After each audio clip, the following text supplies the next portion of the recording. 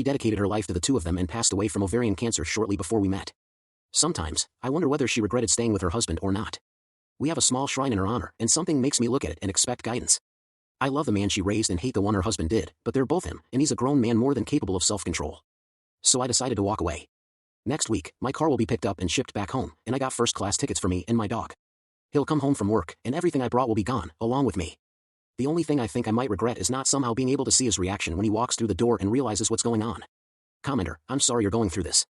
It's the hardest thing to let go of, but as hopeless as it can feel sometimes, it does get better. Take your time in the beginning, but I think it's therapeutic to confront him eventually.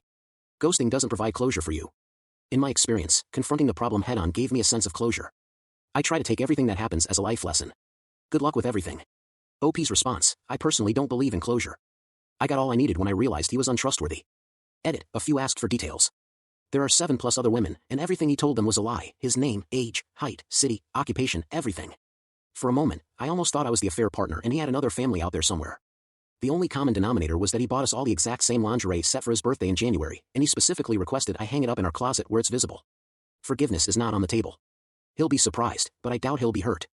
Update, the transport company came and picked up my car. I sold whatever big furniture I brought for low prices. I took his dog to the park, played with him a bit, got him a dog cupcake, and took him back to the apartment.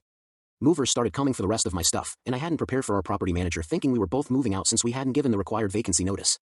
She came to talk to me right as my Uber was arriving, and I told her what was going on. Unfortunately, they had already called him because only his name is on the lease. He's called and texted me a few times, but I haven't replied. His workday won't be over for a couple more hours. I left my apartment keys and anything he ever bought me that I hadn't sold already. I didn't feel like taking that stuff with me. While packing, I remembered we bought a pet camera that shoots treats, which was on the entertainment center, and turned it back on. I promised myself I'd disconnect from it by midnight tomorrow, but I have my own predictions about how he'll react, and I just have to know for sure. Yeah, it's messed up, whatever. I actually forgot to leave a note and was running out of time before my Uber came, so I just left the lingerie set he was so obsessed with on the bed. He'll figure it out eventually, or maybe not. I'm at the airport now with my dog, just waiting on my flight. I wish I could say I feel free, but I don't, I'm just tired. Thank you all for the well wishes, and thank you even more to all the other women who reached out with similar stories. I think I might have caved and stayed if it weren't for you all. Petcam update, I turned it on for about 10 minutes after I got back to my home and unpacked. He wasn't there, but everything was a mess. There was a fist-sized hole in the walls, furniture flipped over, papers everywhere, and the kitchen looked like a tornado went through it. I deleted all my other social media accounts but didn't block his number. In the first 2 days, he called me over 200 times, sent lots of novel-length text messages, and admitted to some things I didn't even know about yet.